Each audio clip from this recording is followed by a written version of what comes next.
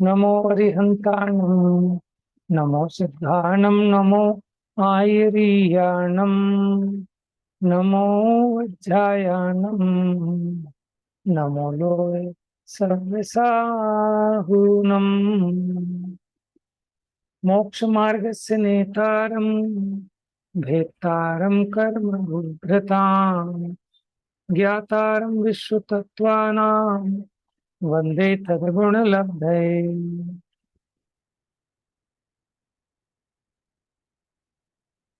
तो कल अपनी चर्चा प्रारंभ हुई थी अलौकिक मान की, जिसमें पहले हमने लौकिक प्रमाण 6 प्रकार के देखे। मान, उन्मान, अवमान, गणमान, प्रतिमान, तत्प्रतिमान। तो मान क्या है? घी, तेल, दूध आदि द्रव्यों का हांडी, कलश, कुप्पे से माप करना। ये इतने लीटर पानी है, इतने पाई है, इतने मन है। तो किसी वस्तु के माध्यम से वस्तु के वजन का अनुमान करना, ये मान कहलाता है। अनुमान तुला, तराजू, कांटा आदि से तोलकर वस्तु का वजन जानना अनुमान है। क्षेत्र की रचना का विभाग कर जानना, जैसे वस्त्र को नापना, पृथ्वी को हाथ से, गज से, बांस के डंडे से, फुट आदि से नापना, ठीक है, ये सब अवमान है। वस्तुओं की 1, 2, 3, 4 आदि संख्या गणमान है। गणित होता है ना, जैसे गिनती, तो उसी से बन गया गणमान। फिर चिरम, रत्ती, मासा, तोला, ऐसा ये प्रमाण, ये प्रतिमान है। हाथी, घोड़ा, गाय, भैंस, बैल, बकरी, ठीक है, इन सब की कीमत लगाना, ये सब तत् ये सब तत्प्रतिमान है। आइए अलौकिक मान की चर्चा करेंगे। देखिए, ये तो 6 प्रकार के लौकिक में यूज होने वाले लौकिक मान है। अब अलौकिक मान में क्या है कि जो हम लौकिक में तो नहीं समझ पाते, शास्त्रों के माध्यम से लोकोत्तर माप को बताया, वो अलौकिक प्रमाण है। भाभी जी पढ़ोगे आप? पढ़िए। हाँ भैया पढ़। अलौकिक प्रमाण। अलौकिक प्रमाण, लोकोत्तर माप अलौकिक प्रमाण है। इसके द्रव्यमान, क्षेत्रमान, कालमान, भावमान, ये 4 भेद हैं। इन प्रत्येक के जगन्य, उत्कृष्ट, मध्यम, ये 3-3 भेद हैं। उद्गल द्रव्य का एक अविभागी परमाणु जघन्य द्रव्य है। सभी पदार्थों का समुदाय उत्कृष्ट द्रव्य तथा एक परमाणु से आगे 2 आदि से लेकर समस्त द्रव्य प्रमाण में से एक परमाणु कम पर्यंत मध्यम, इस प्रकार द्रव्यमान के 3 भेद हैं। देखिए, सबसे पहले अलौकिक प्रमाण में हमने 4 भेद किए: द्रव्य, क्षेत्र, काल, भाव। यानी द्रव्यमान, क्षेत्रमान, कालमान, भावमान। अब द्रव्यमान, क्षेत्रमान, कालमान, भावमान, इन सबके 3-3 भेद होंगे। एक तो जघन्य, एक उत्कृष्ट, और उसके बीच के सारे मध्यम। अब जघन्य जो द्रव्यमान है, वो एक पुद्गल द्रव्य का, माने एक अविभागी परमाणु, जिसको पुद्गल द्रव्य कहते हैं, वो जघन्य द्रव्यमान है। और सभी पदार्थों के समुदायात्मक वो उत्कृष्ट द्रव्यमान है। और इनके बीच में जितने भेद बनेंगे, वो मध्यम द्रव्यमान है। आइए आगे।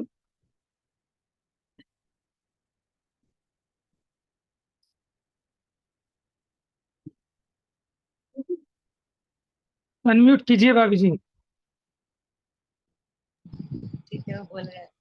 आकाश का एक प्रदेश जघन्य क्षेत्र, आकाश के संपूर्ण प्रदेश उत्कृष्ट क्षेत्र तथा एक प्रदेश से आगे 2-3 आदि प्रदेशों से लेकर संपूर्ण प्रदेशों में एक प्रदेश कम पर्यंत मध्यम क्षेत्र है। इस प्रकार क्षेत्रमान के 3 भेद हैं। उत्कृष्ट और जघन्य समझ गए, तो उनके बीच के सारे मध्यम के भेद होंगे। तो जघन्य से आकाश का एक प्रदेश, वो जघन्य क्षेत्रमान है। और आकाश के संपूर्ण प्रदेश, अनंत प्रदेश हैं आकाश के, वो उत्कृष्ट क्षेत्र। और इनके बीच में जितने भेद बनेंगे वो मध्यम क्षेत्र मान है। अब काल की चर्चा। एक समय मात्र, जघन्य काल, अतीत, अनागत, वर्तमान रूप तीनों कालों संबंधी अनंत समयों का समूह, उत्कृष्ट काल तथा इन दोनों के मध्यवर्ती सभी समय, मध्यम काल। इस प्रकार काल मान के तीन भेद हैं। मंद गति से गमन करते हुए एक उद्गल परमाणु को आकाश का एक प्रदेश उल्लंघन करने में लगने वाला काल समय है। यह अति सूक्ष्म है। अब देखिए, कालमान में जगन्य तो हो गया एक समय, और उत्कृष्ट क्या हो गया कि तीनों काल के समयों का समूह। तीनों काल। और समय किसे कहते हैं? मंद गति से गमन करते हुए एक उद्गल परमाणु को आकाश का एक प्रदेश उल्लंघन करने में जितना काल लगता है वो एक समय है। यह अति सूक्ष्म है, और इनके मध्य के भेद वो मध्यम काल मान है। भाव। सूक्ष्म निगोदिया लब्ध पर्याप्तक जीव के प्रथम समय में होने वाला अक्षर का अनंतवां भाग प्रमाण, पर्याय ज्ञान, जगन्य भाव, संपूर्ण लोकालोक को युगपत जानने वाला सर्वज्ञ भगवान का केवल ज्ञान, उत्कृष्ट भाव, और सूक्ष्म निगोदिया जीव के द्वितीय आदि समय से लेकर मना पर्याय ज्ञान पर्यंत अनेक भेद रूप ज्ञान मध्यम भाव है। इस प्रकार भाव मान के तीन भेद हैं। देखिए, भाव में क्या लिया? सूक्ष्म निगोदिया लब्धि पर्याप्तक जीव के पहले समय में सबसे हीन ज्ञान होता है, वो होता है अक्षर के अनंतवें भाग, जिसको हम पर्याय नाम का ज्ञान कहते हैं। दूसरे आदि समयों में तो बढ़ जाता है, लेकिन सबसे जघन्य ज्ञान का उघाड़ सूक्ष्म निगोदिया लब्धि पर्याप्तक जीव के प्रथम समय में होता है। और उसमें भी शर्त है कि वो तीन मोड़ों वाली गति से आया हो, क्योंकि उसमें संक्लिष्टता अधिक होती है ना। इस प्रकार का आया था पीछे कुछ, और किसी के ख्याल में याद हो तो बताना। मुझे ऐसे ही ख्याल में है कि ये भी था कि वो तीन मोड़े वाली गति से आया हो, तीन मोड़े लेकर आया हो। हाँ, ये भी आया था कि 6012वां भव हो उसका, क्योंकि उसमें संक्लिष्टता अधिक होती है। तो वहां उसका सबसे जघन्य अक्षर का अनंतवां भाग प्रमाण पर्याय ज्ञान होता है। तो ये हो गया सबसे जघन्य भाव मान। और सबसे अधिक जो केवल ज्ञान है उसके अविभागी प्रतिच्छेद सबसे अधिक है, इसलिए वो हो गया उत्कृष्ट भाव। अब उसके मध्य के जितने भेद होंगे वो मध्यम भाव।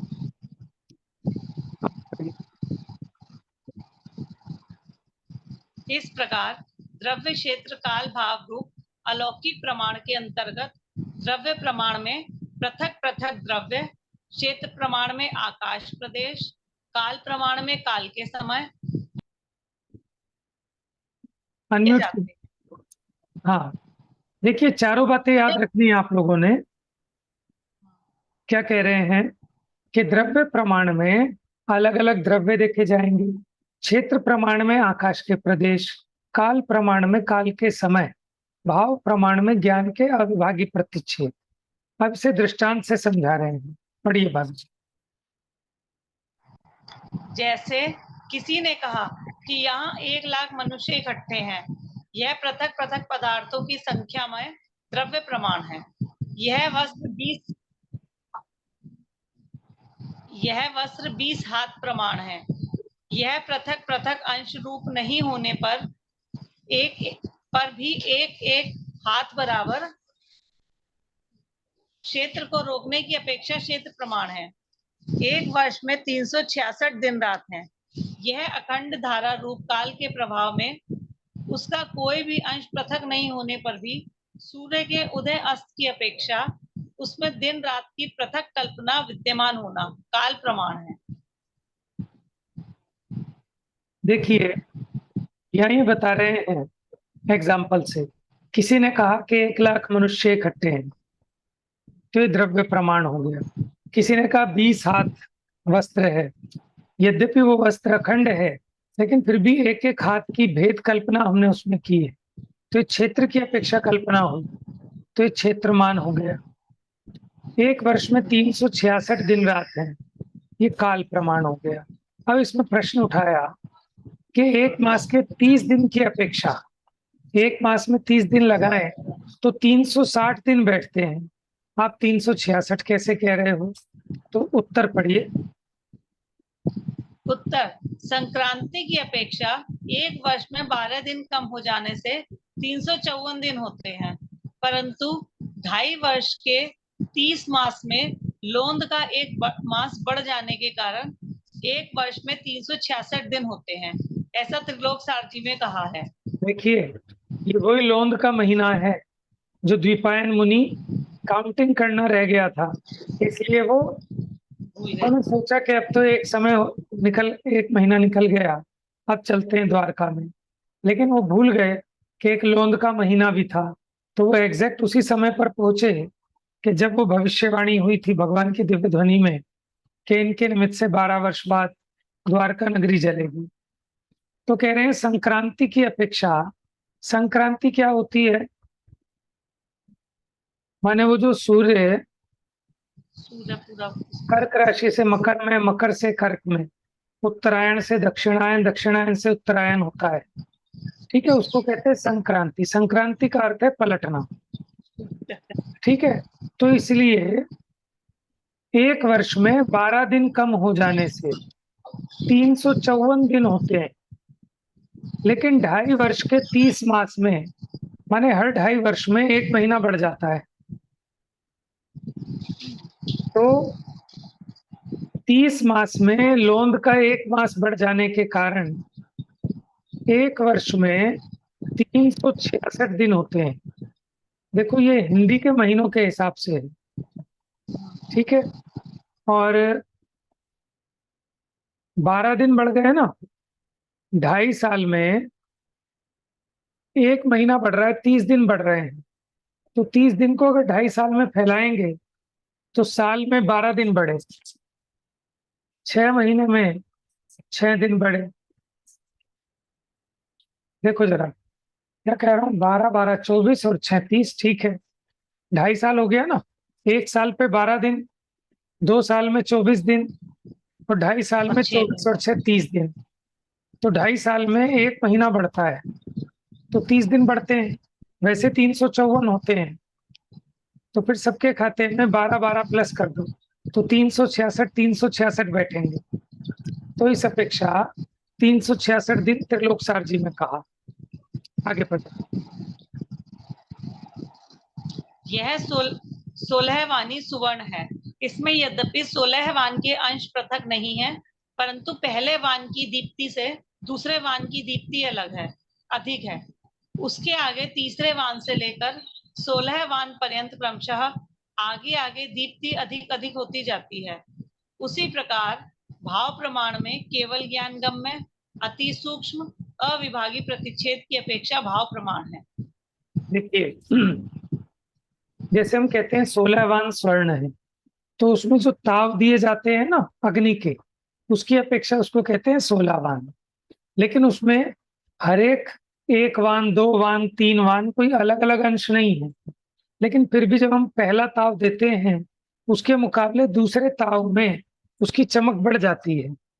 तो जितने जितने ताव देते जाते हैं, उतनी उतनी उसकी दीप्ति अधिक अधिक होती जाती है। उसी प्रकार भाव प्रमाण में केवल ज्ञान गम्य, अति सूक्ष्म, अविभागी प्रतिच्छेदों की अपेक्षा भाव प्रमाण है।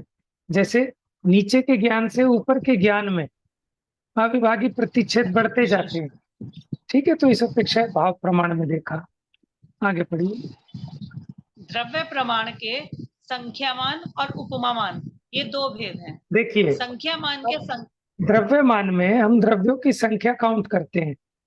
अब वो दो तरह से हो सकती है। एक तो संख्यामान, माने जिनकी गिनती गिनी जा सकती है। अब जिनको गिना नहीं जा सकता, उनके लिए हम उपमा से समझाते हैं, उपमा प्रमाण।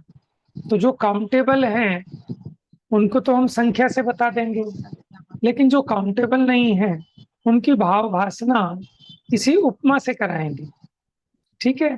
तो वो उपमा प्रमाण है। तो द्रव्य प्रमाण के दो भेद हो गए, संख्यामान और उपमामान। उपमा। हाँ जी, आगे पढ़िए। संख्या मान के संख्यात, असंख्यात और अनंत, ये तीन भेद हैं। इनमें से संख्यात एक ही प्रकार का है। असंख्यात के परिता संख्यात, युक्ता संख्यात, असंख्या संख्यात, ये तीन, और अनंत के परितानंत, युक्तानंत, अनंतानंत, ये तीन। इस प्रकार संख्या मान के कुल 7 भेद हैं। ये सातों ही भेद जगन्य, मध्यम, उत्कृष्ट की अपेक्षा 3-3 प्रकार होने के कारण यह संख्यामान 21 प्रकार का है। देखिए, जो मैंने कहा था ना, उसमें थोड़ा सुधार कर लेते हैं। मैंने कहा था कि जिनको गिना जा सके वो संख्या मान, लेकिन ऐसा नहीं। संख्या मान में इन्होंने तीनों राशियां ली, संख्यात, असंख्यात और अनंत। ठीक है, संख्यात, असंख्यात और अनंत। संख्यात तो एक ही प्रकार का है, लेकिन असंख्यात और अनंत 3-3 प्रकार के हैं। पहला उसका भेद है परीत, दूसरा युक्त, और तीसरा अगर असंख्यात है तो असंख्याता असंख्यात। और इसी प्रकार अनंत के भी 3 भेद हो गए, परितानंत, युक्ता अनंत और अनंता अनंत। ठीक है, तो कितने हो गए? ये 7 भेद हो गए। अब इन सातों के मध्यम, जगन्य, मध्यम और उत्कृष्ट, तो 7×21 भेद ये संख्या मान के हैं। तो अब देखिए, हमारा चार्ट ऐसे बन सकता है। पहले हम लिखेंगे प्रमाण 2 प्रकार का, लौकिक और अलौकिक। लौकिक में 6 भेद, मान, अवमान, उन्मान, तत्प्रतिमान आदि। और लोकोत्तर में, अलौकिक प्रमाण में 4 भेद, द्रव्य, क्षेत्र, काल, भाव। फिर द्रव्य के 2 भेद, संख्यामान और उपमामान। संख्यामान के 21 भेद गिनाए अभी। ठीक है, अब आगे।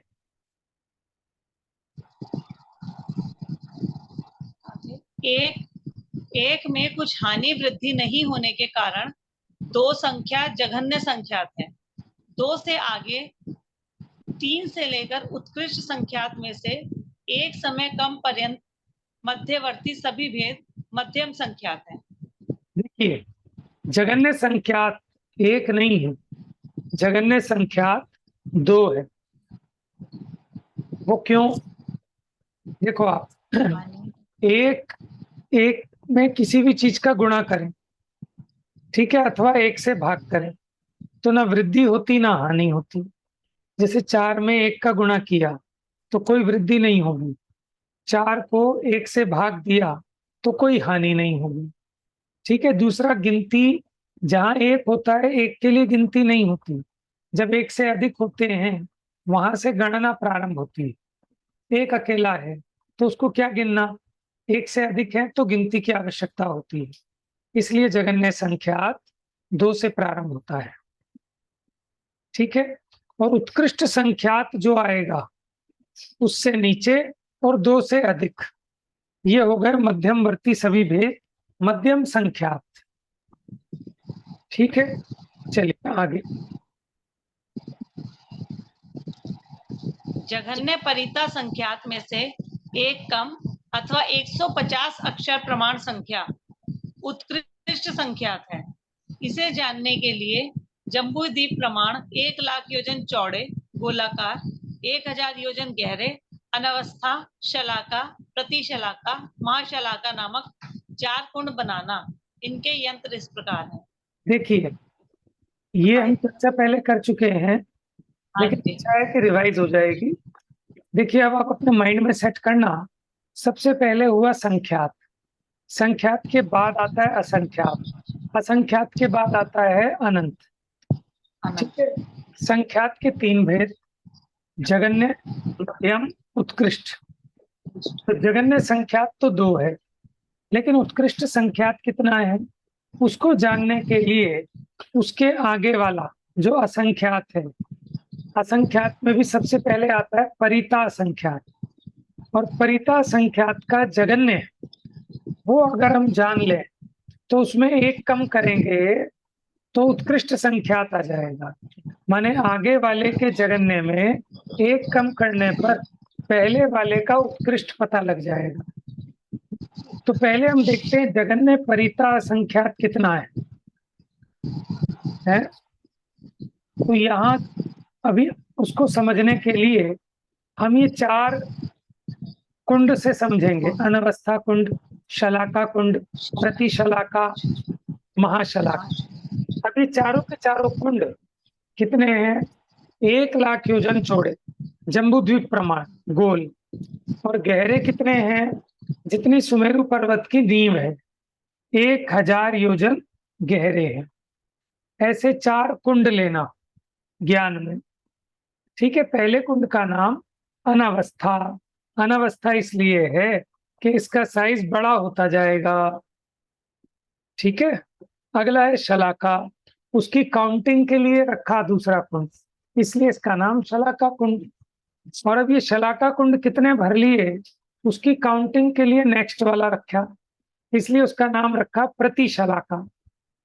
अब उस प्रतिशलाका की भी काउंटिंग करने के लिए कि हमने कितने प्रतिशलाका कुंड भर लिए, तो उसके लिए हमने अगला कुंड का नाम रखा महाशलाका कुंड। चलिए पढ़िए। इनमें से सर्वप्रथम अनावस्था कुंड को गोल सरसों से संपूर्ण ऊपर शिखा चोटी पर्यंत भरने पर इसमें 1, 7, 9, ये छोड़ देते 2 हैं, इसको पढ़ना छोड़ देते हैं। बस जब हमने ऊपर डिजिट है ना, चोटी तक भरा, हाँ ये डिजिट है, चोटी तक भरा, इसको कहते हैं शिखाऊ भरा। तो इसमें 46 अंक प्रमाण सरसों आएगी। जैसे देखो 998, ये 3 अंक प्रमाण संख्या है। 1050, ये 4 अंक प्रमाण संख्या है।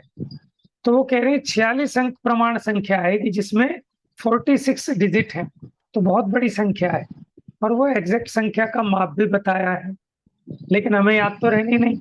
तो बस इतना ध्यान रखो, जो पहला अनवस्था कुंड है उसको शिखाऊ भरने पर कितनी सरसों आई? 46 अंक प्रमाण। 46 अंक प्रमाण। आगे पढ़िए।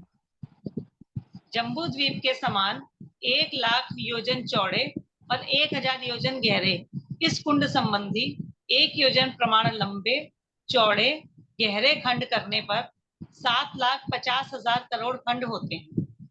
देखिए एक क्या कह रहे हैं, जम्बू द्वीप के समान 1,00,000 या 1,00,000 योजन चौड़े और 1,000 योजन गहरे इस कुंड संबंधी 1 योजन प्रमाण लंबे चौड़े गहरे खंड करने पर 7,50,000 करोड़ खंड होते हैं। माने आपको उसके प्रमाण निकाल कर बता रहे हैं, उसका एक तरीके से वॉल्यूम निकाल कर बता रहे हैं, लंबा चौड़ा गहरा। यानी अगर एक एक योजन थे, 1 योजन लंबा, 1 योजन चौड़ा, 1 योजन गहरे खंड बनाए, तो उसमें से कितने ऐसे खंड बन जाएंगे? तो बता रहे हैं 7,50,000 करोड़ खंड बन जाएंगे उस एक अनावस्था कुंड में से। ठीक है, उसको गिनाने की, जैसे पूरा जो लोक है, जो पूरा लोक की माप है, उसमें कितने एक एक राजू के खंड अगर हम करें, 1 राजू लंबा, 1 राजू चौड़ा, 1 राजू गहरा, तो 343 खंड बन जाएंगे पूरे लोक में से। तो इसी प्रकार ये जो जम्बू द्वीप के समान चौड़ा और 1,000 योजन गहरा जो कुंड था, अगर हम इसमें 1 बाई 1 बाई 1 के खंड करें तो कितने बनेंगे? 7,50,000 करोड़ खंड बनेंगे। आगे पढ़िए। 1,000 योजन में 500 व्यवहार योजन है। नहीं, एक व्यवहार योजन में दोबारा पढ़िए, गलत पढ़ा। एक प्रमाण योजन में 500 व्यवहार योजन है। सही है ना? हाँ, देखिए एक व्यवहार योजन, देखिए प्रमाण योजन व्यवहार योजन से 500 गुना बड़ा होता है। तो एक प्रमाण योजन में 500 व्यवहार योजन बन जाएंगे। व्यवहार योजन छोटा है, प्रमाण योजन उससे 500 गुना बड़ा है।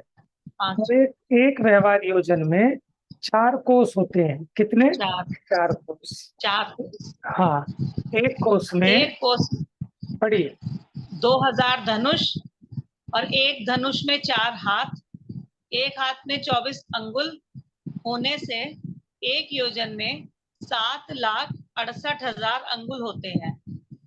एक अंगुल में 8 यव, एक यव में 8 चौकोर सरसों, 9 चौकोर सरसों के बराबर 16 गोल सरसों होती है।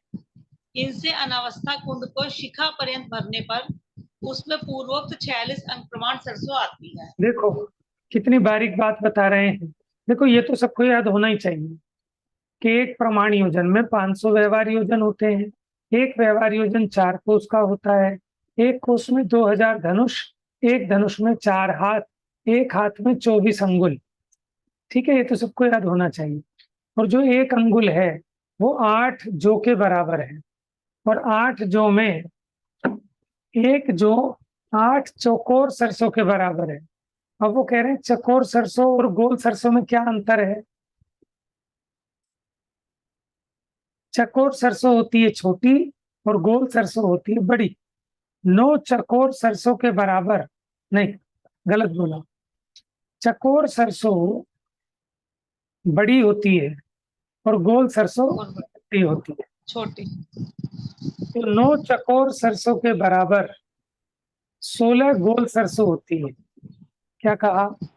9 चकोर 9 सरसों चौकोर के बराबर 16 गोल सरसों होती है। 16 गोल सरसों। यानी एक चकोर सरसों बराबर होती है लगभग मोटा मोटी 2.25 गोल सरसों के बराबर। समझ में आया? लगभग 2.25 गोल सरसों के बराबर। अच्छा।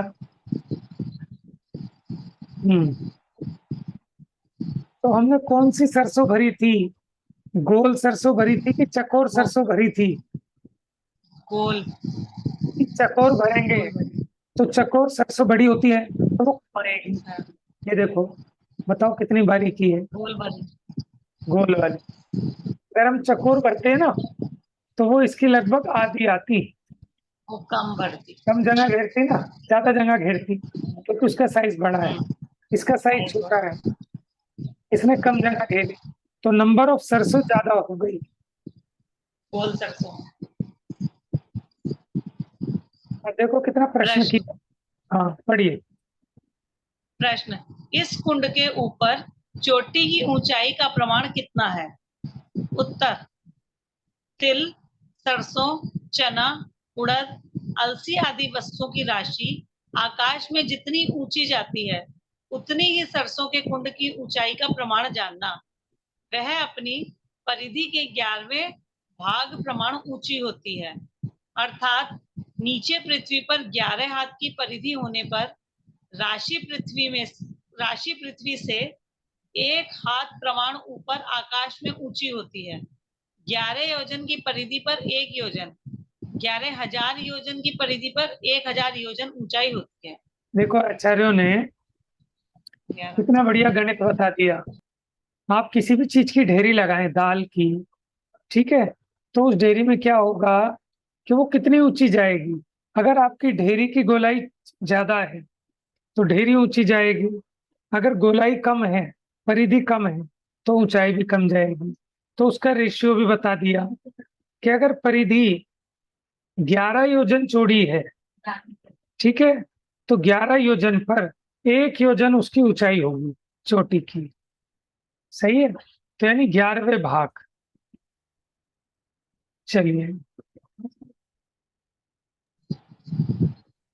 इस प्रकार अपनी शिखा सहित अनावस्था कुंड 46 अंक प्रमाण गोल सरसों से एक बार संपूर्ण भर जाने पर कोई मनुष्य अपनी बुद्धि से अथवा कोई देव अपने हाथ से उस कुंड में से एक सरसों शलाका कुंड में डाले तथा एक एक सरसों क्रमशः जम्बूद्वीप, लवण समुद्र, इस प्रकार एक द्वीप एक समुद्र में डालते डालते जिसमें समस्त सरसों समाप्त हो जाए, उस द्वीप या समुद्र की मध्यवर्ती चौड़ाई प्रमाण चौड़ा और 1,000 योजन गहरा दूसरा अनावस्था कुंड बनाना। देखो अब ये बात समझ लो सब लोग, जब हमारा वो कुंड पहली बार पूरा भर गया, 46 अंक प्रमाण गोल सरसों आ गई, तो कोई व्यक्ति अपनी बुद्धि में अथवा कोई देव अपने हाथ से, अब उसकी काउंटिंग करने के लिए कि एक बार भर गई ना, तो उसकी काउंटिंग रखने के लिए एक सरसों डाल दे अगले वाले शलाका कुंड में। ठीक है, और बाकी सरसों, पहली सरसों जम्बू द्वीप में, दूसरी उससे अगले समुद्र में, लवण समुद्र में, फिर कालोद उसमें धातकी खंड में, फिर कालोदधी में, पुष्करवर में, इस प्रकार एक एक द्वीप समुद्र में एक एक सरसों डाले तो कहाँ जाके खाली होगी आप अंदाजा भी नहीं लगा सकते। 46 अंक डिजिट हैं, राशि तो बहुत बड़ी है। और आपको पता है कि पहले द्वीप से अगला समुद्र दुगना हो गया उसकी चौड़ाई एक तरफ की, दूसरे से तीसरा उसका दुगना, फिर दुगना दुगना चौड़े होते जा रहे हैं। आप अंदाजा नहीं लगा सकते कि अगर आप 8वें पे ही जाएंगे ना, 8वें पे भी जाएं तो आप काउंट करके बताओ कितना चौड़ा होगा 8वें नंबर का। नंदीश्वर द्वीप देखा है ना आपने, 8वें नंबर का द्वीप है, वैसे उसका 15वां नंबर आता है, तो 15 बार आपको दुगना दुगना करना है। और 1 लाख योजन है पहला जम्बू द्वीप। क्या है आप पढ़ते हो ना, 163 करोड़ 84 लाख, कौड़ी को योजन महा। 163 करोड़ 84 लाख योजन। बताओ, सिर्फ 15वें नंबर पर ही इतना विस्तार हो गई उसकी चौड़ाई। अब आप सोचो, जब हम ये सारी सरसों खाली करेंगे तो जो अंतिम आएगा वो कितना चौड़ा होगा।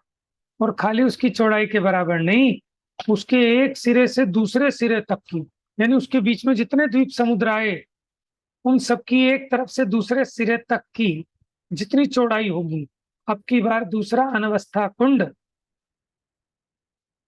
उसकी इतनी चौड़ाई प्रमाण। आप सोचो, देखो इस बात को एक बार समझना। जैसे मान लो दूसरे नंबर का द्वीप है, कौन सा है, धातकी खंड। ठीक है, धातकी खंड कितना चौड़ा है बताना।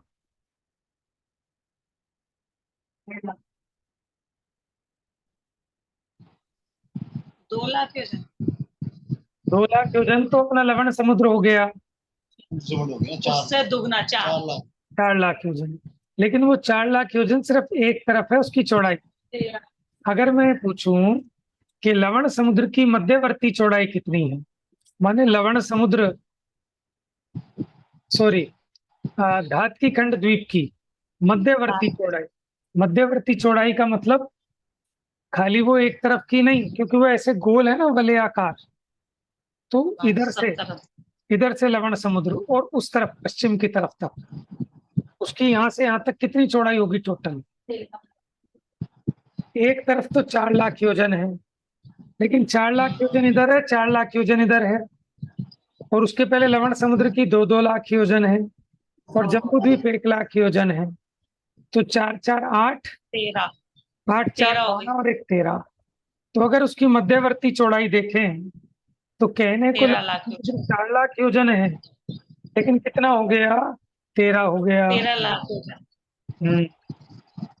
इसका फार्मूला भी है, अभी मुझे याद नहीं, लेकिन त्रिलोकसार, त्रिलोकपणत्ति आदि ग्रंथों में इसका गणित का फार्मूला बताया कि आपको कौन से नंबर का द्वीप अथवा समुद्र है तो उसकी मध्यवर्ती चौड़ाई कितनी होगी उसको निकालने का फार्मूला भी है। ठीक है, तो अभी आज चर्चा इतनी ही।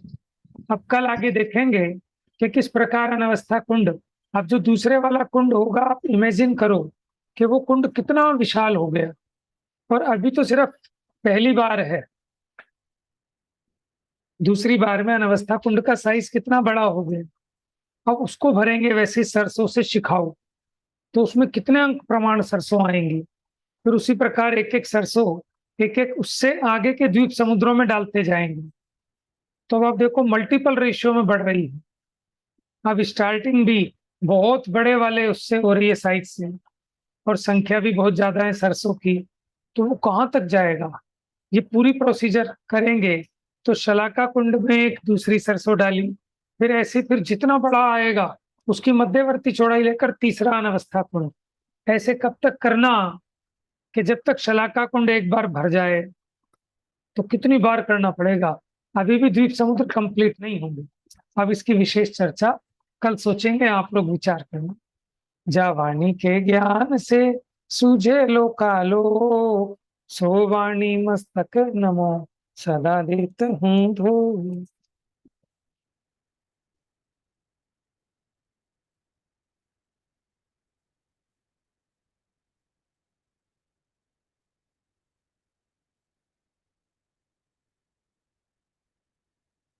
क्या ना